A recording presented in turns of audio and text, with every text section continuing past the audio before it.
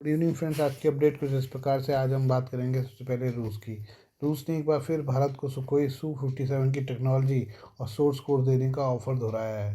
रूसी विमान निर्माता कंपनी यूनाइटेड एयरक्राफ्ट कॉरपोरेशन के सीईओ वादिम बड़ेखा ने कहा है कि रूस एकमात्र ऐसा देश है जो अपने 5वीं पीढ़ी के multi role fighter jet Su-57E के साथ भारतीय वायुसेना की जरूरतों को पूरा कर सकता है।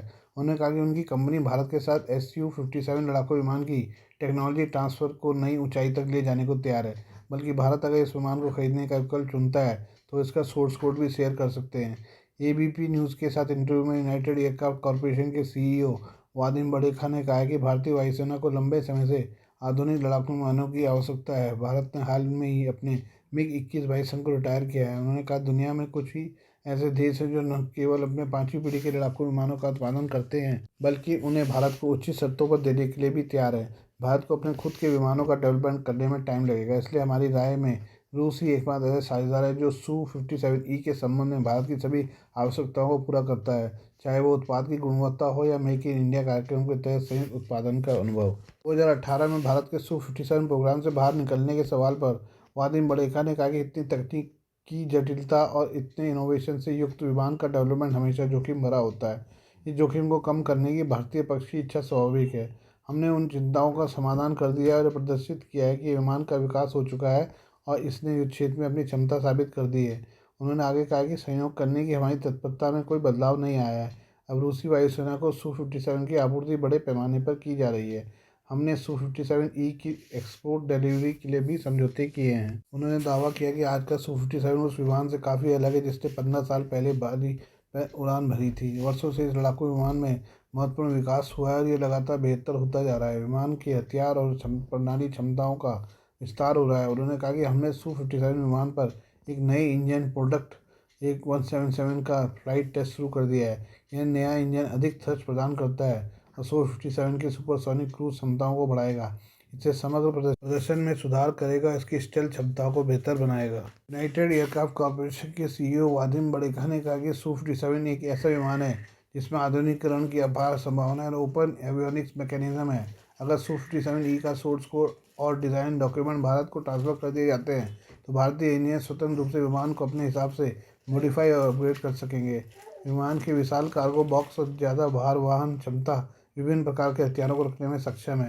उन्होंने यह भी कहा कि Su-57 प्लेटफॉर्म को कम से कम 40 से 50 वर्षों तक चलने के लिए डिज़ाइन किया गया है, जिसमें 5वीं पीढ़ी के विमान के सभी गुण मौजूद हैं।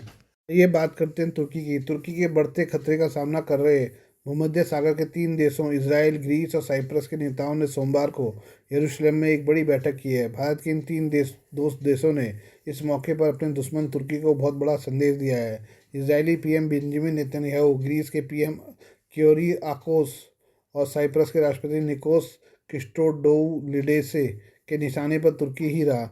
नेतन्याहू ने तुर्की का नाम लिए बिना कहा कि जो लोग ये सोचते हैं कि वे अपने साम्राज्य को फिर से स्थापित करेंगे और हमारी ज़मीनों पर अपना आधिपत्य स्थापित करेंगे, उन्हें इसे भूल जाना चाहिए।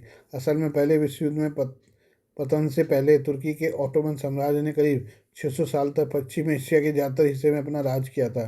तुर्की के राष्ट्रपति एर्दोगन खलीफा बनने के लिए इसे फिर से लाने का सपना देख रहे हैं। प्रथम विश्व युद्ध के बाद तुर्की एक आधुनिक देश में बदल गया, लेकिन एक बार फिर से एर्दोगन इसे एक कट्टर इस्लामी देश में बदलने लगे हैं। इस बैठक में नेतन्याहू ने कहा, सच है कि अतीत में हमारे सभी देशों पर एक के बाद एक कई साम्राज्यों ने कब्जा किया था। उन्होंने कहा, लेकिन हिम्मत और बलिदान से हमने आधुनिक समय में अपनी आज़ादी हासिल की। जो लोग ये सोचते हैं कि वे अपने साम्राज्य और हमारी ज़मीनों पर फिर से अपना राज कायम कर सकते हैं, मैं उनसे कहना चाहूँगा कि वे भूल जाएं, ऐसा नहीं होने वाला है। इसके बारे में सोचना भी मत। नेतन्याहू ने कहा, हम अपनी रक्षा करने और क्षमता को बढ़ाने के लिए प्रतिबद्ध हैं, सहयोग करेंगे। बता दें कि तुर्की और इसराइल एक समय बहुत ही करीबी देश थे। तुर्की नाटो का सदस्य है और अमेरिका की वजह से इसराइल के साथ रिश्ते बहुत अच्छे थे। इस बीच 7 अक्टूबर 2023 को जब हमास के आतंकियों ने इसराइल पर हमला किया तो तुर्की के खलीफा एर्दोगन ने गाज़ा के हमास की तारीफ की। एर्दोगन ने आरोप लगाया कि इसराइल गाज़ा में नरसंहार कर रहा है। तुर्की ने इसराइल के साथ व्यापार को सस्पेंड कर दिया है, साथ ही इजरायली विमानों के लिए अपने हवाई क्षेत्र को भी बंद कर दिया है। तुर्की ने नेतन्याहू समेत 37 इजरायली अधिकारियों के खिलाफ अरेस्ट वारंट जारी कर रखा है। अमेरिका का करीबी तुर्की चाहता है कि गाज़ा में तैनात होने वाले अंतर्राष्ट्रीय सेना में उसे शामिल किया जाए, लेकिन इसराइल ने खलीफा के इस मंसूबे पर पानी फेर दिया है। वहीं ग्रीस की बात करें तो बहुत लंबे समय से उसका पड़ोसी तुर्की के साथ विवाद चल रहा है। ग्रीस और तुर्की के बीच में तनाव ऐतिहासिक है और दोनों के बीच पूर्वी भूमध्य सागर में सीमा रेखा, ऊर्जा संसाधन और हवाई क्षेत्र को लेकर विवाद चल रहा है। वहीं साइप्रस के उत्तरी इलाके पर तुर्की ने साल 1974 से कब्जा कर रखा है। इसमें ज़्यादातर ग्रीस मूल के लोग रहते हैं। तुर्की साइप्रस के इस इलाके में सटे समुद्री इलाके में गैस निकालने का ऐलान करके क्षेत्रीय देशों में खलबली मचा दी है। इन पड़ोसी देशों ने भी अब भूमध्य सागर के पूर्वी इलाके में मौजूद गैस के भंडार पर दावा ठोक दिया है। इसराइल, ग्रीस और साइप्रस के बीच यह 10वीं ऐसी बैठक है। ये तीनों ही देश अब रैपिड रिस्पॉन्स मिलिट्री फोर्स बनाना चाहते हैं। ग्रीस को डर सता रहा है कि तुर्की उसके ऊपर हमला कर सकता है। अब ये तीनों ही देश तुर्की के खिलाफ एक दूसरे की सैन्य मदद करेंगे।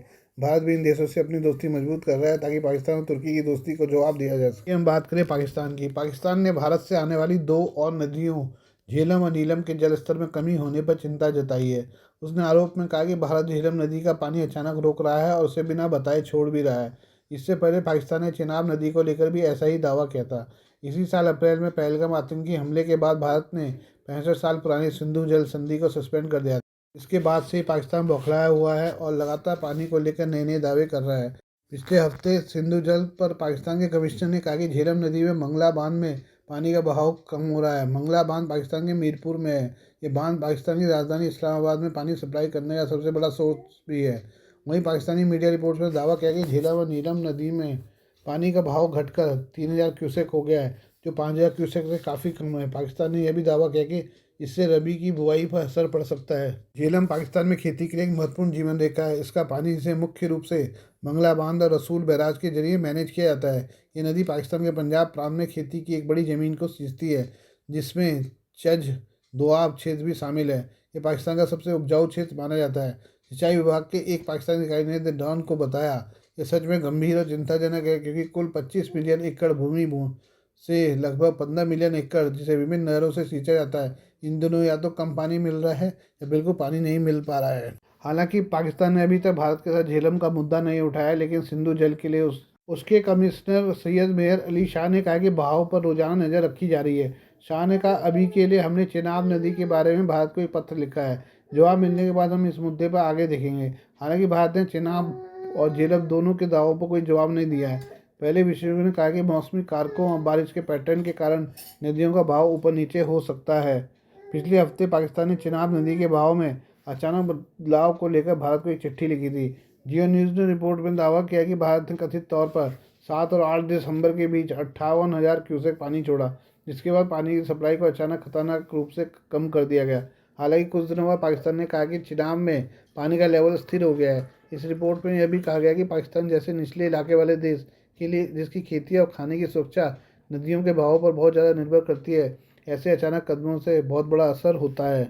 1960 में हुई सिंधु जल संधि ने बेसिन की 6 मुख्य नदियों को भारत और पाकिस्तान के बीच बांट दिया था। सिंधु, झेलम और चिनाब जैसी पश्चिमी नदियां पाकिस्तान को दी गई, जबकि रावी, ब्यास और सतलज जैसी पूर्वी नदियां भारत को दी गई। अप्रैल 2025 तक यह संधि युद्धों, संकटों और राजनीतिक उथल पुथल के बावजूद बनी रही, लेकिन पहलगाम हमले के बाद भारत ने संधि पर रोक लगा दी। इसके जवाब में पाकिस्तान ने कहा कि पानी के बहाव को रोकने के किसी भी काम को युद्ध का काम माना जाएगा।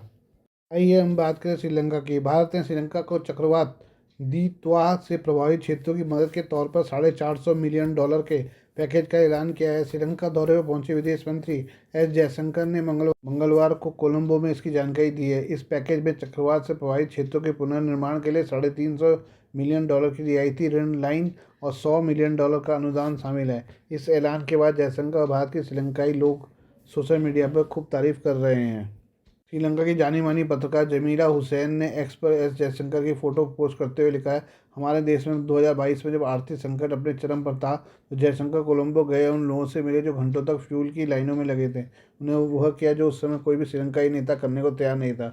उन्हें खुद फ्यूल संकट का जायजा लिया। आज जब हम द्वीतवाह से उबरने की कोशिश कर रहे हैं तो फिर मदद के लिए कोलंबो में उन्होंने रिकन्स्ट्रक्शन पैकेज तौर पर $450 मिलियन का वादा किया है। भारतीय नेताओं ने श्रीलंकाई लोगों के लिए हमारे अपने लोगों से भी ज़्यादा किया है।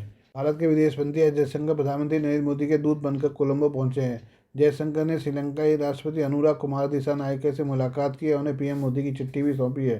कोलंबो में जयशंकर ने कहा कि तूफान दितवाह के बाद यहाँ संकट के समय भारत के लिए आगे आना स्वाभाविक था। श्रीलंकाई विदेश मंत्री विजयता हेरात के साथ जॉइंट प्रेस कॉन्फ्रेंस में जयशंकर ने कहा, मैं राष्ट्रपति अनुराग कुमार दिसानायके के लिए एक मैसेज लेकर आया हूँ। राष्ट्रपति से मैंने तूफान दित्वा से हुए नुकसान पर डिटेल में बात की है। पीएम मोदी का जो लेटर मैंने उन्हें सौंपा वो हमारी फर्स्ट रिस्पॉन्डर भूमिका को आगे बढ़ाते हुए श्रीलंका को 400 मिलियन अमेरिकी डॉलर का पुनर्निर्माण पैकेज देने का वादा करता है। जयशंकर ने इस दौरान कहा कि दित्वा के समय हमारा एयरक्राफ्ट कैरियर INS विक्रांत और INS उदयगिरी कोलंबो में राहत का सामान पहुंचाया। इसके बाद भारतीय वायुसेना के कई MI-17 हेलीकॉप्टर 2 हफ्ते से श्रीलंका में एक्टिव रहे। 80 लोगों की नेशनल डिजास्टर रिस्पॉन्स फोर्स की टुकड़ी ने भी राहत ऑपरेशन चलाए हैं। Please do like share and subscribe this channel of my news, views and analysis by Prakash.